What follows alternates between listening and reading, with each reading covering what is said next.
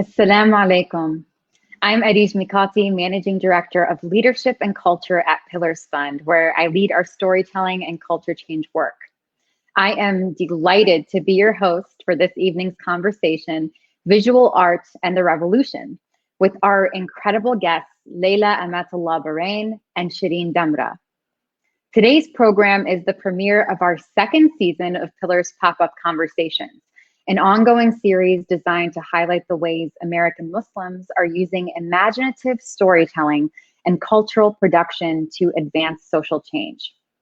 Every Thursday in October, we will be gathering on Facebook Live with Muslim activists, storytellers, story changers, and others to learn more about their work and how we can all collectively create change. Next week, on October 8th, Pillars Managing Director Kalia Abiare will be joined by Faiz Shakir and Ira Mali for Behind the Scenes Election 2020. We encourage you to follow us on social media, tweet using the hashtag Pillars Pop-Ups, and of course, post your comments to the Facebook live stream. Before we begin, for those of you who aren't familiar with the Pillars Fund, we are a foundation working to amplify the leadership, narratives, and talents of Muslims in America. Pillars staff is responding to the current public health and economic crisis by working closely with our grantee partners as they navigate this shifting terrain and supporting individual community members. Pillars also recently completed the second round of our Rapid Response Fund for Muslim artists and activists who are experiencing economic constraints brought on or exacerbated by the current moment.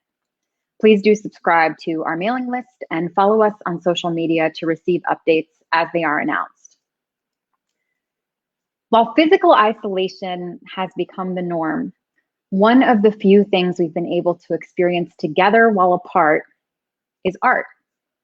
Not only music and film, but also illustration, photography, and other forms of visual art. The power of visual art, however, does not stop at entertainment. It can spark social movements, document current injustices, and paint a portrait of a future worth striving toward. In our conversation with photographer Laylah Amatullah Barrayn and illustrator Shirien Damra, you'll hear about their personal journeys to becoming the artists they are today, how they use art to share messages about power, healing, grief, and inspiration, and the important role art has to play in social justice movements. We'll also be taking questions from our audience at the end of the conversation, so please share your thoughts and questions as they arise. To start off our program, I am honored to welcome tonight's guests, Laylah Amatullah Barrayn and Shirien Damra.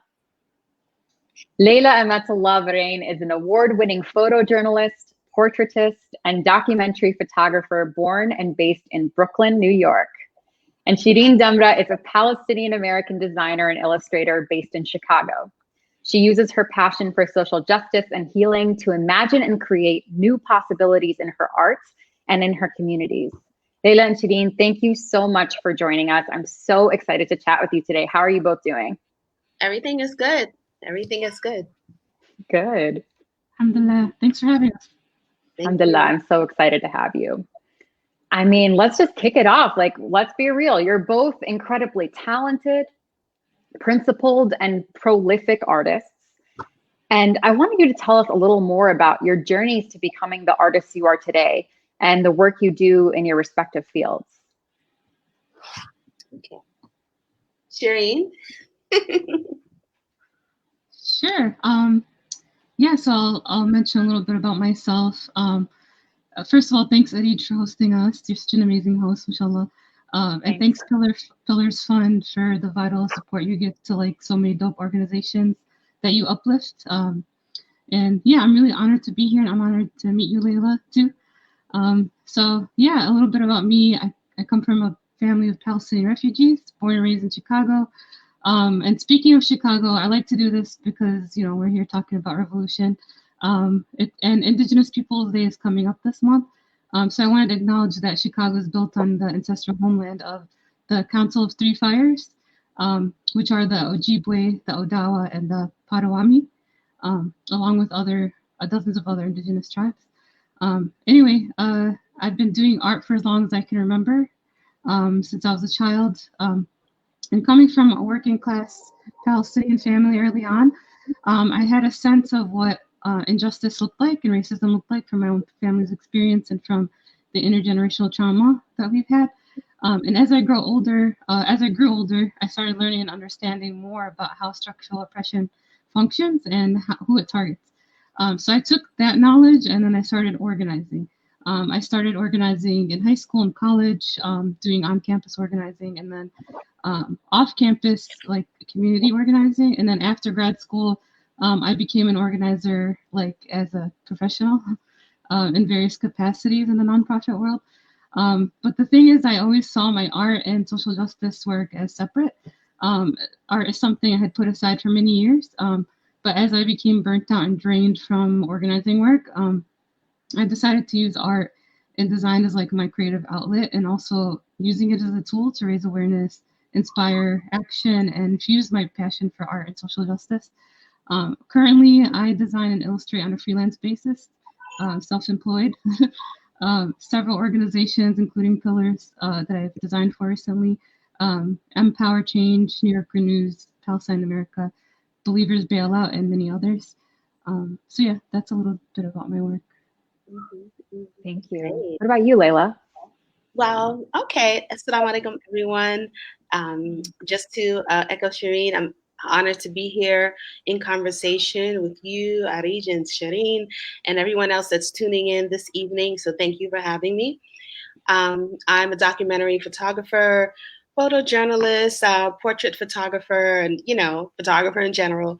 I'm from Brooklyn, and I got my starts really through watching my mother document our family. She was the family photographer, quote unquote, and with that, she created portraits and photographs of our relatives, and from that was able to create our kind of family archive.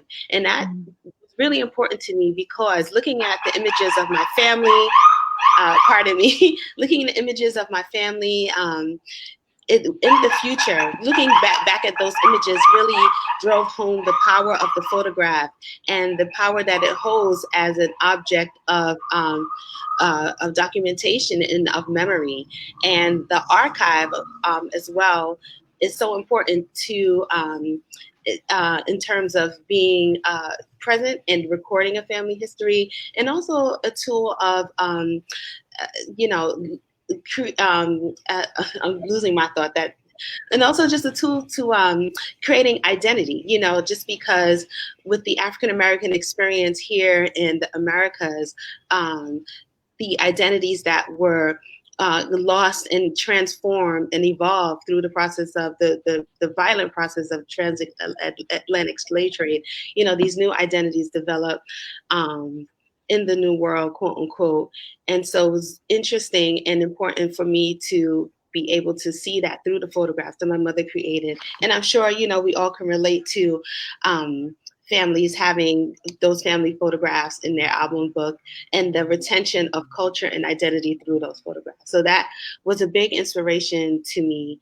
And so I became, started to do photography. My dad brought me my first camera, and I started to document my neighborhood in Brooklyn, and as a late teen, in my late teens, I started to work for local newspapers and develop from there. And from there, I started to report and write and work for different publications, while also maintaining a personal practice of personal projects and documenting identity in the States and abroad. So I'll stop there.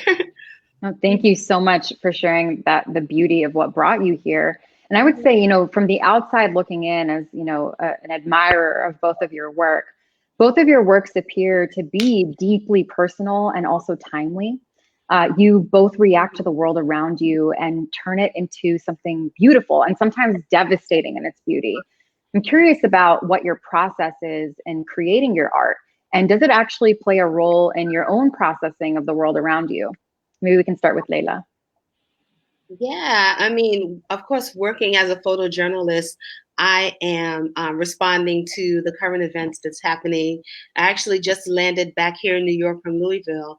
I was there for about 12 days, looking at the situation with the Breonna Taylor case. And I had been thinking about Breonna Taylor for a while now, you know, where her story started to become regular on some of my social media feeds and discussions I've been having. And when I was in Minneapolis, I was in Minneapolis, you know, documenting the responses and the situation in Minneapolis, and I always was thinking about Louisville. So I finally got the opportunity to go and you know, engage with the local activists and her family in Minneapolis. So that is my process professionally, you know, because I do take assignments. Some of them are new, you know, hard news. Some of them are kind of long form, slow stories, but that informs my work. But in my personal projects, a lot of my personal projects, I'm interested in Black identities, African identities, whether they are on the African continent or you know, throughout the diaspora. I'm also very interested in Islamic cultural practices, you know, practices and cultural practices and how that looks around the world. And I've been looking at that wherever I've gone. And most of my work, where I spent the most amount of time, was in Senegal. So those are my two focuses of my work. You know, I'm also very interested in the experiences of African and Black diasporic women. And so you'll see that even in my professional work, because I like to take assignments when I can that focus on Black identity, religious identity, religious practice, and kind of stories around that.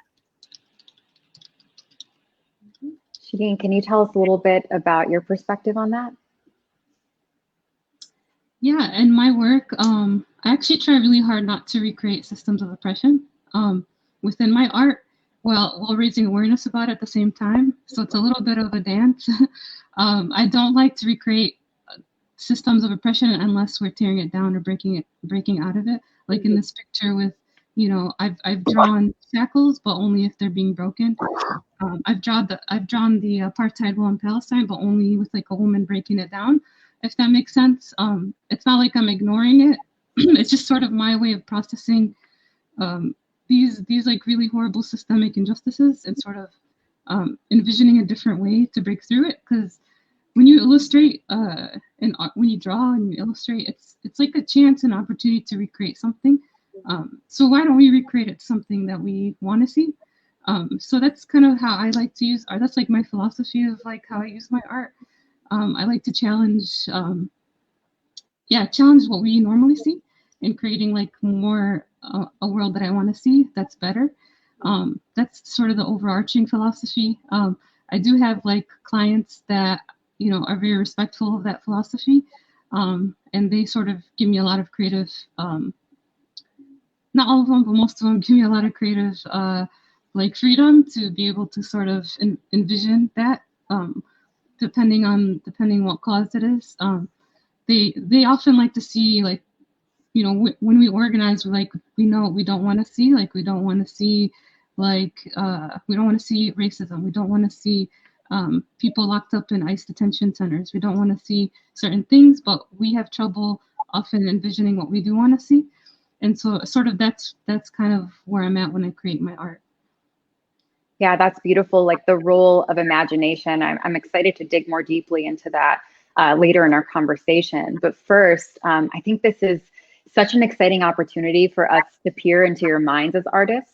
And before we came on the video chat today, we asked both of you to pick one piece that is particularly meaningful to you to share with our audience tonight to allow us that insight. And we'd love for you to share with us why this piece matters so much to you, as well as the process of creating and publishing it. So I'd love to start with Laylah. I know, Laylah, you chose a piece that you recently photographed in Louisville in your time there. So I'd love for you to share a little bit with us about why that matters so much to you and what the process of creating it was. Sure. So I selected this photograph that I made of Breonna Taylor's mother, Tamika Palmer. And so I had been in Louisville for a few days just speaking to people. And there were a couple of marches that I documented, just a little, just, for my own kind of archive. But I was very much interested in the conversations that I was having. And I've been interested in that for a while now. And on my Instagram, I like to make portraits and share some of the excerpts of the conversations I've been having with people, whether in Brooklyn or wherever I am local at the time. And so one day, this is the day before the announcement, the very disrespectful and disappointing quote unquote indictment of just one of the officers for shooting a wall basically. So this is the heard that, and I saw Mika Palmer at Breonna's memorial, which is downtown Louisville, in Jefferson Square Park, but it was renamed Injustice Square. And I saw her there. She was speaking to just friends and family and supporters. There were a lot of people outside that day, and I was wanting to speak to her, but with these kind of situations, you're just at a loss of words. What can you say? What can you say? And I almost didn't speak to her because I just didn't know what to say. What can you say really? And I'm still kind of at a loss for word, but I was like, well, I'm here, she's there. And at the very least, I'll go and I'll pay my respects and show her my support and, tell her that I am a journalist from New York City and I'm here to share some of the stories in Louisville. And so one of the organizers that was around, she saw me and she pointed out, she said, that's Breonna Taylor's mother. And I said, yeah, I know. And she said, well, let's go over there and talk to her. So we went over there and spoke to her, and the organizer introduced me. And then I said what I said. I introduced myself, and she was very happy and not happy. Of course, she's not happy. She was pleasant and I guess grateful to see me and to see a lot of the journalists that were out there that were finally sharing the story of her daughter, the tragic story of her daughter. Because as you know, Breonna Taylor's story took a while to break. I mean, it took a while. It happened in March. And perhaps maybe by June, we saw some of the national media picking it up, So, I told her, shared my condolences with her. And I asked her, how she was feeling and if she wouldn't mind just kind of talking to me for a little bit. I was interested in perhaps some stories that she might share about Breonna. And I was interested in some of the Black women that were around Breonna, like Breonna's friends. And because I know there's a strong sisterhood with Black women and with women in general. But I was interested, of course, in the Black women that were kind of comrades and friends to Breonna. Because those are some of the stories that I hadn't seen in the media. Of course, with the uprisings this summer, we saw a lot of kind of wide angle, general photographs of people out in the streets on the ground, protesting, which is what we do. But then I was interested in those stories. I wanted to know who Breonna Taylor was. And so we did. We spoke for a little while. We walked around the square for a minute, and I made a photograph of her in front of the actual memorial. But when I was in Louisville, I hadn't seen these banners in the press. I'd seen the photographs of the protests, and I'd seen photographs of the memorial, but these banners I hadn't seen on the pole. So I asked her if she wouldn't mind taking a picture in front of the banner. And she did. I took several photographs. I took several frames of it. Many of them she was smiling in them.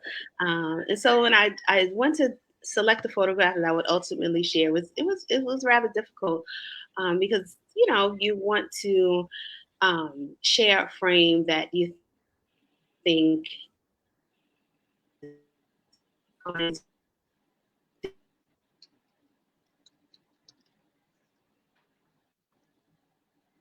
Laylah, I think we're getting a little bit of frozen video from you.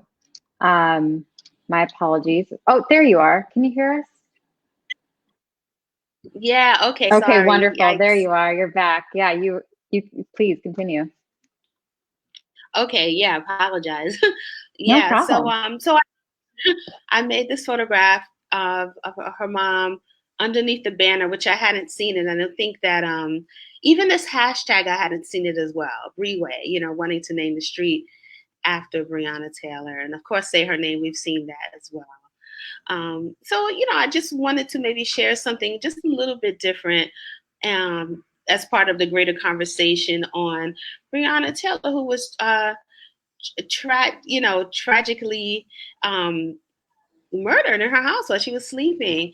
And this is something that I wanted to share. I was really grateful that she took the time to speak to me because, as I mentioned, this was right the day before the eve of that decision. So, you could imagine how she was feeling, lots of emotions. You don't know what they were going to announce the next day. And ultimately, we saw, the very disappointing announcement that was made the next day. So this is something that I was grateful to share with the world while I was in Louisville. Thank you, Layla. Yeah, this piece is so powerful. Like the dignity, the power, the complexity of emotion that you can see in this one photo is unbelievable. And even just knowing the story about when it was taken documents such a moment in history that, I hope that we never forget, because we certainly need to be collectively committed to changing the forces that allow this moment to happen over and over. Thank you for sharing that story. No problem. Shirien, you chose a story. You chose a photo, an illustration. Let yourself rest. Can you tell us a little bit about why you chose that and what the process was to create it? Yeah, definitely. So one of my favorite quotes is by Audre Lorde. I'm sure a lot of you have heard it, but it's basically, it says my favorite line, which it's a longer quote, but I'm not going to say all of it. But basically, it says, "Caring for myself is not self-indulgence; it's self-preservation," and it is an act of political warfare. Sorry, my eyes I have an eye infection, so it's hard for me to read. But yeah, basically, she's saying it is political warfare to care for yourself. And I've learned about this in a hard way, and I'm still learning this lesson the hard way. I was completely burnt out from organizing until I had to basically stop organizing in 2015 when I was diagnosed with cancer, and that's when I had to really stop and rest. And it's basically here's a way to illustrate it. Basically, in organizing work, I feel like it's really sort of praised when you're overworking yourself, and I feel like that shouldn't be praised. We should really change our mindset with how we think about productivity, how we think about organizing, and do it different. So kind of to illustrate this is you could water down your juice and your milk and you can make it last longer. And a lot of us do that with our activism. But the problem is the diluted version of ourselves is not going to change the world. And we don't need to dilute ourselves, and we shouldn't have to dilute ourselves. We should work towards a world where we can fully be ourselves and what we want to create. So for people of color, self-care and self-preservation is political. It helps us preserve ourselves in defiance of systemic injustice in a world that seeks to eradicate us. In a world where Black and Brown people have to fight to preserve our lives, like Laylah was talking about Breonna Taylor, she was killed in her bed. Our identities are political already. And self-care reminds us that taking care of ourselves is a necessary part of that fight. And I know self-care has been marketed as do a mask and do a bubble bath. And, I love masks myself. I'm not gonna hate, but it's not this type of self-care we need. The type of self-care we need, especially as women of color, is resting and ways to sort of finding ways to sort of take care of one another. And so I created this piece to honor how important it is to rest and have self-care, especially for women who often carry social justice movements. Yeah. That is so beautifully said, Shireen. It just makes me think of, we often ask ourselves, who's actually taking care of the caretakers? And I love that in this piece, you're striving to take care of the caretakers by providing a beautiful reminder to those that are, putting themselves on the line. And I think it also just makes me think of just how important it is for us to move from a paradigm of martyrdom to create change to a paradigm of pleasure activism. And I love just the look of serenity that really many of your images have, but particularly that image. So thank you so much for sharing that. Yeah. Just love your art. I could look at it all day, and I have. But I'm curious. So both of you, again, you've talked a lot about your own art, and I'd like to kind of zoom out a little bit and think about what role visual art can play in turning a social justice moment into a social justice movement. And do you have an example of when you've seen that happen? Mm-hmm. I think, you know, the big moment that comes to mind, of course, was in 1955. You know, the photograph of Emmett Till that was taken by David Jackson and published in Jet magazine. You know, Emmett Till was murdered in Mississippi by white men that were acquitted, and I mean brutally. And his mother, you know, Mamie Till, decided to have that photograph in Jet magazine to show the brutality, the atrocious atrocities, and the rawness and the brutality and the violence of racism in America, to illustrate that. Look at what they did to my son. She wanted to show the world what they did to her son. And so she showed that image. She decided to have that image published, an image of what was of her leaning over the casket of her son, her mutilated son, Emmett Till, and to show that image. And, you know, that's really changed the civil rights movement, because we saw, you know, and that was one of the, like, the catalyst, you know, just showing the proof. And that's the power of photographs. You know, here is the proof. Here, you know, we're showing it. And she was controlling the narrative in that sense, because there are, of course, before that, a host of images of Black people being lynched, you know, and those were disseminated as postcards, as in a different context, you know. But Mamie decided to have this image shown as proof, as a witness, to say, like, look, this is horrific. You know, this is what they did to my son. This is what happened to many sons, and this is what can happen to anyone's son, you know, any Black person's son. And we need to address this problem with racism. And so that's the image, that's the idea, that's the example that I think of, where the photography and the image has, you know, sparked a movement. Mm-hmm. That's such a great example. I had a hard time thinking of a specific example, because I feel like art has always been part of the fight for social justice throughout the ages. And I saw a lot of different posters when it comes to Palestine growing up. A lot of posters asking about boycott and things like that. And so, like, one of the people I would say has been like an icon for Palestinian illustration art has been Naji Ali. He's someone I admired for a long time. He's best known for drawing the iconic Handala, which is a Palestinian refugee boy who has his back toward the viewer. And growing up, like, I always saw the images of Handala, and still to this day you see Palestinians with images of Handala. And so his drawings really powerfully targeted not only Israeli occupation, but also corrupt politicians in the Arab world.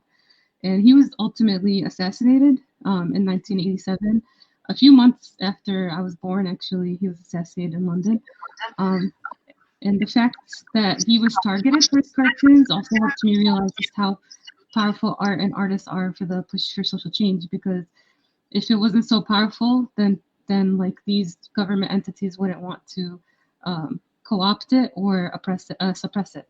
So I think, like, those sorts of examples growing up, like, really taught me the importance of how art can really shape social justice movements. Yeah, I think both of those examples are really powerful, and I'm curious about whether you have a present day example of how not only it can turn a moment into a movement, but how do visual artists actually sustain social justice movements long term? Yeah, I think like it's really important not to create visual art for art's sake, like just like, oh, this is pretty and like let's move on, but more like creating it as a tool, like as a tool for raising awareness, but also as a tool for taking action. So like I think it's really, really important for artists to not just share art, but also look into like what are the organizations working on this issue. What are the things that I can uplift? What are the campaigns I can uplift right now? What are the like the petitions people can sign, the numbers they could call, the protests they could attend? Like that's all very important, especially in this moment. And I think a lot of artists are doing it right now, and through Instagram. And that's one thing, like, superficiality aside, like that's one thing I love about Instagram is it's making like taking action a lot more easy to digest, and it's a lot more accessible, I feel, and it's reaching more people right now. So I think right now is a good moment for that. Yeah, I think so too. With all of the uprisings and the racial reckonings happening, and you see the coverage and the news outlets, there are people on the ground locally that you can support where wherever you see the protests happening, there's someone who organized that, and most likely that person has been organizing, before, 2020, summer 2020. And so with Instagram, with social media, it gives us the tools to, of course, share those stories, but also the tools to connect with people who have been really sacrificing themselves and their families, their time, sometimes, their health, because, with activists, are so passionate. Of course, sometimes the rest is forgotten, the self-care is forgotten. So reach out to those folks. You already know the work that they're doing. You see them, you see them on Instagram, the images are being shared. They're out there. And so you're able to connect and support in any way you can, whether, with money, with time, with any kind of resources. So I think that, that is something, how the visual activism can be sustained and be disseminated and shared and supported. Thank you. So I want to kind of come back to something, Laylah, that you alluded to in the way that you talked about documenting and archiving our lives, and Shirien, that you alluded to in the way that you described creating in order to imagine a better world. In both of your work, there is this just undeniable presence of softness and gentleness and beauty and hope, but there's also starkness and honesty and grief and pain. How can visual art serve as both crucial documentation of our present as well as powerful imagining of our futures? And how do you hold those two tensions together as you both create? That's a good question. I think it goes hand in hand. I don't see myself holding it, because they're already, held together by what it embodies. You know what I mean? I just think, archiving is very important to me. It is important for me as a Black person, a Black photographer, to have the images, the actions, the movements, and the initiatives that Black people have been a part of for forever, to be in the conversation when we look back. Because I like to say, erasure is very real. It's very real. When we look at photographers in this country, the masters, the greats, and we look back at the canon, the Black photographer is not present in the canon. The Black photographer, publishing has failed the Black photographer. We don't have the books. We don't have we don't have the books. We haven't been published, like the photographers that all of us are made to study in art school. And so I'm really adamant about making sure that now, at least now, the photographers that have been creating and imaging at the present time create their archive engaging with the institutions, I'm really adamant about, having those photographers and their works on the syllabus, a range of photographers, not only the amazing Gordon Parks, but, all the photographers that were creating around him at that time and that came afterwards and that were inspired by him. So though, being present in the archive, being present with memory and looking at all of the works and all the photographers that came out of the initiatives and the efforts of those photographers like Gordon Parks are important to be present in our conversation. I think I don't know if I answered your question. I feel like I just kind of. No, you certainly did. You certainly did. You made me think about some. It's a really good question for sure. Yeah, that was a good answer. So I guess like I don't know what to add, but it is really important. I think what you said is like for people to archive history, especially people of color, and especially like if you're archiving Black history, it should be a black person doing it. And I think like a lot of times, like our media, most of the time, our media will twist something. For example, like when Trayvon Martin was killed, or Mike Brown was killed, like you see efforts in the media of saying like, oh, they were wearing a hoodie, or like finding some kind of weird justification for their murder.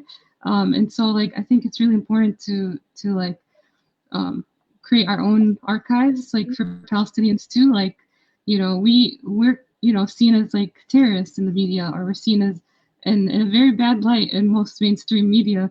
And so like I really think it's important for people who are marginalized and facing systemic oppression to sort of take the reins in sort of portraying their own struggles, whether it's through art or photography. And I think like that's sort of the key for why I think it's important, and why the recent trend of like creating portraits for, like I created a portrait for George Floyd, Breonna, also Ahmed Arakat in Palestine. I think like you don't typically see the mainstream media like associating victims of racist violence with like florals and bright colors and like a dignified, soft way of honoring their memory. You often see like the debate, like the right-wing people and the left-wing, like you see the debate and you see the horrible sides of how people are justifying those deaths. And so I think like it's really important to step out of that and portray our history in the way that we see it, because I feel like that narrative is consistently taken away from us. So yeah, I think that's really important. Yeah, absolutely. Your works have been collectively shared literally millions of times across multiple platforms. I'm curious, why do you think people are turning to your visual art as a source of collective power, healing, and inspiration? And maybe even what draws you to visual art and turning to it as a source of power, healing, and inspiration? Wow. Well, I am honored when people engage with my work. I really am, because I take it very seriously, and I am grateful for whenever I have the opportunity to share my work. I'm in a show in Germany now, and I'm also in a show at ICP here in New York, the International Center of Photography. So when institutions and other curators and scholars are supporting my work and amplifying my work, I'm always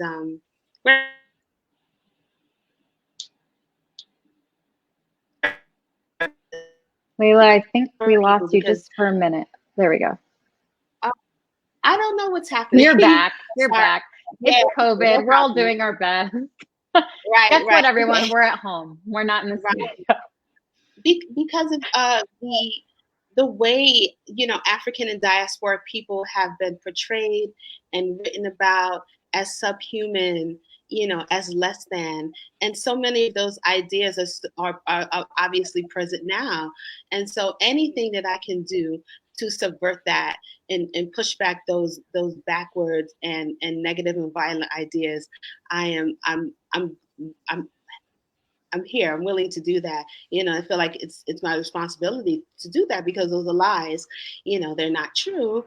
And I want to be part of that conversation of many artists who have been showing the humanity of Black people, sharing that humanity, and sharing that truth of humanity of African and diasporic people. You know, it's really important. And of course, the image is powerful. It's been used against us. And it's, you know, we're using it to, you know, fight those ideas, you know, so. Absolutely. Yeah. Shireen, did you have anything you wanted to share? Sure, yeah, I think like, I'm a little still confused why my stuff got so many shares, but I think like part of it is because like during the pandemic, the digital sphere has become such like a primary way to share art outside of art exhibits, street art. It's opened up a way to reach more communities, especially people who need it, like during this heavy time, like we're having a pandemic, like all of these killings are happening that people are like, it's been happening already, like the killings, but I think people are, there's been a shift of consciousness because I think people have been home, have been more on their phones, and like to be honest, a lot of people lost like their jobs, so a lot of people have lost like family members to COVID, and so I think like a lot of people are in a different place than they were last year, and right now I think like they're more attuned to the injustices happening around them than they were before. So I'm really hoping like the fact that our art has become so like popular is because there is this shift of consciousness, and it's a symptom of that. And hopefully it's like, you know, hopefully it's a good sign that there's going to be, you know, more movement around a lot of different social justice issues. And so yeah, like to COVID.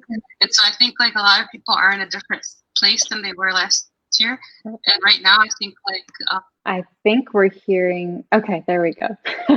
Yeah, was that my echo? That was weird. But yeah, yeah. So yeah, I just want to say like I've been trying to use my platform to. It's weird because I didn't have that many followers. I had like 1,000 followers before this pandemic, and like now I have like over 200,000, and like it feels weird for me because I'm a very behind the scenes person, but I want to use this platform as a way to sort of uplift, like especially Black artists, like, you know, uplift them more, especially when it comes to Black Lives Matter stuff, and then also uplift other issues like the ICE detention center, like abuses that are happening. You know, we have Palestinian stuff. So it's like, it's a really hard job because it's like, there's so much going on. How do we raise awareness about everything without being overwhelming? It's tricky, but it's something that I'm working on still. So yeah. Yeah, most definitely. I think that piece is really relatable to anybody who, you know, cares about and wants to see a world that moves towards justice. Is how can you contribute to everything? Because injustice is all around us. It's in the air we breathe as we walk through it every day. And so I think that's a really important point. But I do think one way that it possibly does become less overwhelming is something that you said, Shireen, about the importance of uplifting other artists and recognizing that you don't have to amplify everything on your own, because there are thousands upon thousands of artists creating great work. And so I'm curious, do you both have recommendations for other artists that have been bringing you a lot of joy and introspection and thoughtfulness that you would recommend that our audience follows and checks out? Well, I wanted to give a shout out to the Nat Ministry, because Shireen, you made me think about the Nat Ministry, which is a Instagram account that is very passionate about rest, and I really love that account, because she ties rest to an anti-capitalist kind of initiative. And she talks, you know, just kind of reminds us that, you know, we deserve rest, you know, and when the message from society is that we need to be working, that grind culture, right? We need to be working all the time. So, you know, the Nat Ministry is a really great one as well. So the other artists I would kind of say that have been inspirational to me throughout the years is, of course, Dr. Deborah Willis, who's the foremost historian on Black photographers. She's the author of over 30 books. And I mean, you get into her work because it's unprecedented, it's amazing. And she has spent all of her life dedicated to championing and creating scholarship around the works of Black photographers. Of course, Gordon Parks, some contemporary writers like Teju Cole, who's like a genius, who writes about colonialism, photography, just anything related to photographic culture. Just a very deep thinker, and I respect him a lot. Photographers like Dee Dwyer out of Washington, D.C., who's a documentary photographer. Dana Scruggs as well, who does a lot of commercial work, but just very political and an upstanding photographer that talks about, the kind of behind the scenes of what it's like, and just very honest and transparent about her journey to where she's come. And she's also she's photographed many covers, and her latest cover is the Time Magazine 100, one of the 100 people, influential people, and she photographed Megan Thee Stallion. Melissa Alcena, who is a photographer based in the Bahamas. Zanelli Maholi, South African photographer. Some other photographers that are amazing, of course, is Chester Higgins, who's been working in the genre for perhaps 40 plus years. Someone a little bit more emerging, well, not emerging, but contemporary is Andre Wagner. Amazing work. James Van Der Zee, of course, from the 1920s. And I would say Tina Camp, she's not a photographer, but she writes a lot, very deeply and wonderfully about archives. So that's who I can think of right now. That's a beautiful list. I can't wait to revisit the recording and write all these down and watch it. Shireen, who would you recommend? So I was also writing down some of those too. So yeah, for as far as like illustrators, visual artists that I like, one of my favorites, Danielle Cook. She's on Instagram. I think it's Oh Happy Danny on Instagram. She's like a breath of fresh air. Like, I love her work. She makes these really informative infographic type illustrations, and she's really great. And I really like Nicholas Smith. I met both of them just through Instagram recently, like the last few months. But Nicholas Smith is a fantastic artist. He creates very timely art. He made a really beautiful one for Chadwick Boseman that turned into a mural in LA. So I'm like really excited to be able to travel, hopefully when the pandemic's over, so I can go see it. And then other favorites are Melanie Cervantes. She's a Chicana artist who's really amazing. Mika Bazant, really amazing artist as well, and Molly Costello. The last three I really like. They really inspired me to try to infuse social justice and art together, because they all do it really, really well. They all have very different styles, but they both have very, very touching like art that amplifies social justice movement.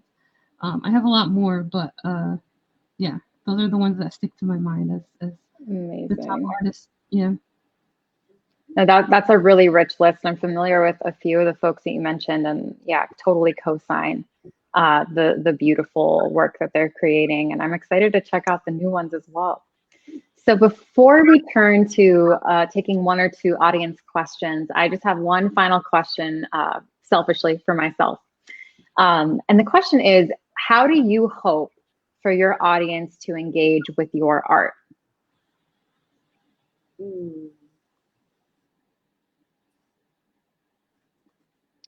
I hope that when people are viewing my photograph, that there is a sense of empathy present, or a sense of empathy that is inspired. I hope to have the viewer see the humanity that is present in the photographs. And I hope for the viewer to kind of be inspired to look deeper. What else is there to this story? How could I learn? Is there any history? Is there any context that I can learn more about? So I hope that it's a educational experience to learn more, to inspire empathy, to see the humanity that is centered, that I seek to center in my photographs. And yeah, I hope that it's, people who view my photographs come away a little bit better, a little bit more inspired and wanting to share something good with the experience.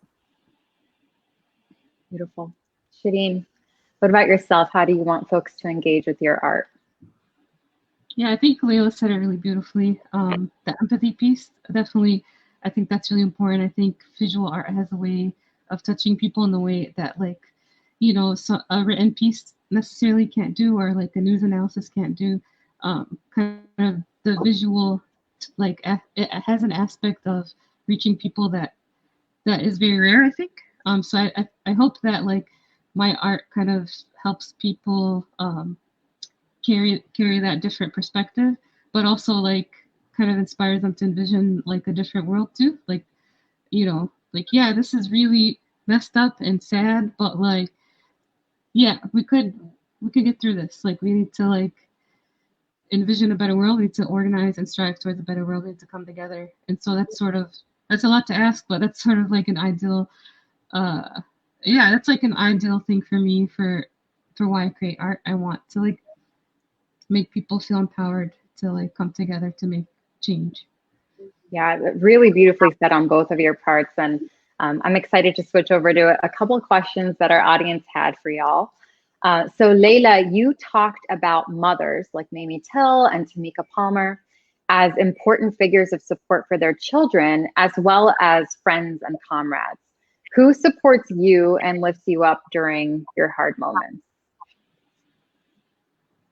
Wow, that's great.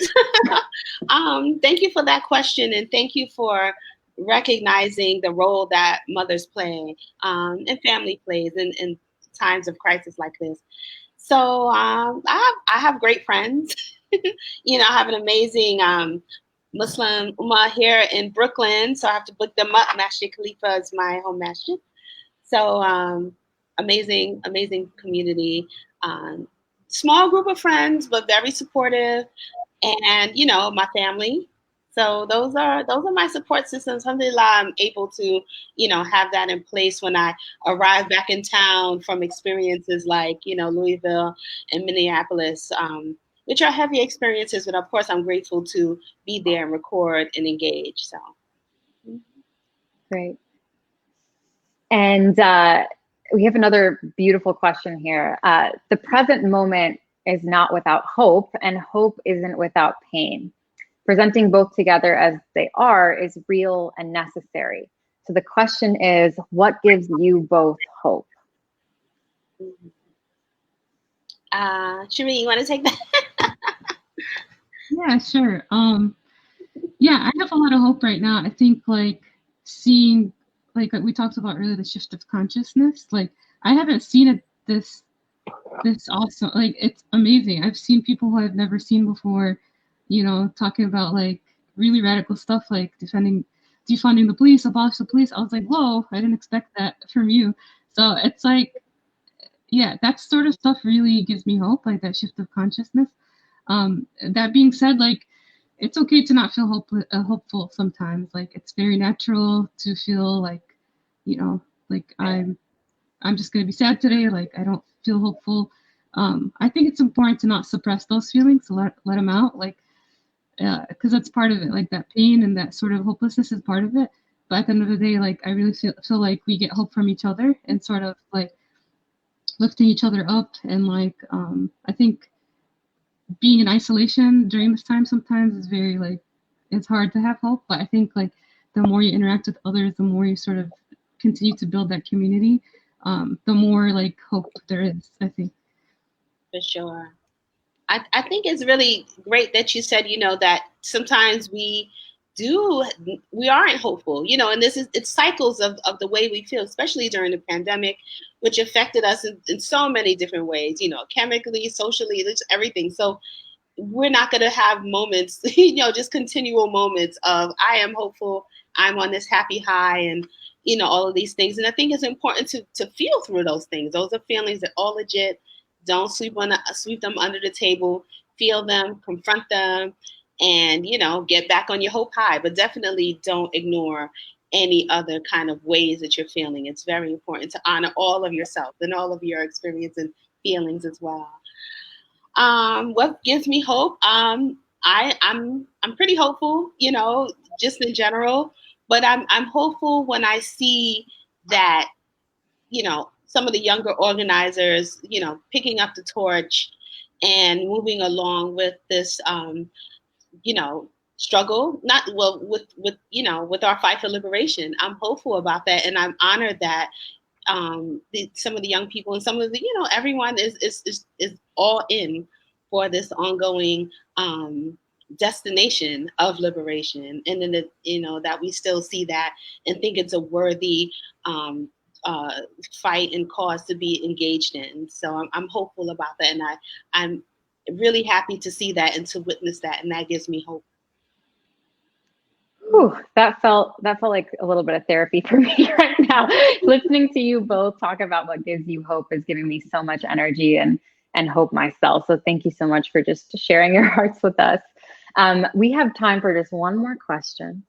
And we have some folks in the audience, Laylah, that want to know a little bit more about your time in Senegal and the photo that we showed on the slide that you took in Senegal. Can you tell us a little bit about that piece and your time there? Okay, I think I showed two photographs, but I'll speak quickly Great. about both of them. So one photograph is of women on a pilgrimage in Senegal. So that they're in Senegal. They are in a city called Porohan, and then the back, I don't know if you see, there's like a mausoleum, a structure, and in that structure is lays the remains, the body of Mame Diarra Bousso. And Mame Diarra Bousso is important because she is one of the African saints, you know, and every year, women, men, everyone in this community called the Morids, and so it's a Sufi community there, pay homage to her. There's a huge pilgrimage to her gravesite, and it's really beautiful. There are so many expressions of word of honor and just kind of reverence for this woman who was a scholar, you know, who was the mother of Sheikh Ahmadou Bamba, who was the founder of this Sufi community, the Morids. And so I love this photograph. I love this pilgrimage because we don't hear so much about African women saints, you know, and so I always like to share this photograph when I'm speaking about kind of Islamic expressions in culture, because we don't hear so much about Sufism on the African continent, and it's there, and it's such a foundational way of Islamic life in Senegal. So I'd like to share that photograph. Thank you so much. Yeah. Uh-huh. Yeah. No, please go on. Okay. So the other photograph, you know, I'm very interested, of course, in archives and photography. And this is my friend Ibrahima, and he's holding a picture of his mother and her cousin. This photograph was taken in Dakar, and no, it's in Saint Louis, which is the former colonial capital. And I like to show this picture because when I'm in Senegal, I'm interested in the colonial photographs, which are ever present in Saint Louis. And you know, the photograph and the camera was a colonial tool, and so I like to show the way those colonial photographs look in juxtaposition with photographs taken by actual African photographers, and the ways in which the people who are the sitters in the photograph, you know, have a sense of agency. They have a presence. It's a collaboration. And so this is a photograph taken in the early 1970s, and I love this photograph, and it's just reflective of what I do when I am in Senegal, how I engage with friends and families and photographs and photographic culture and archives. So that is what that is about. Wow, I'm so glad that we had time for you to share that story. That actually, particularly that, they're both amazing, but particularly that second story just gave me chills because there's something so powerful and beautifully poetic about you putting your gaze onto a colonialist gaze with a photo of a photo. I mean, that's just so beautiful, and like the way that you were able to kind of reclaim what that means and what colonization has done to people, and the gaze that they have projected onto your communities is so beautiful. Thank you so much for sharing that with us. No problem. I truly, truly, truly thank you from the bottom of my heart for joining us at our season premiere of Pillars Pop-Ups. You both provided so much wisdom and clarity and just food for the soul. And I hope that you both continue to let yourself rest as you both lead our revolution in your own respective spheres. And thank you so much to our audience for joining us for the season 2 premiere of Pillars Pop-Up Conversations. Every Thursday in October at 6 p.m., we will gather on Facebook Live with Muslim activists, storytellers, story changers, and others to learn more about their work and how we can all make a positive difference. You can see our upcoming events here posted on our slide. And please make sure to sign up for our mailing list at pillarsfund.org and follow us on Facebook, Twitter, and Instagram to stay up to date on our events in the future. We'll certainly love to see you there, and we will definitely see you next week for Behind the Scenes Election 2020. Thanks so much, Shirien and Laylah. Thank you. Thank you so much. Thank you. Assalamu alaikum. Thank you. Wa alaikum assalam.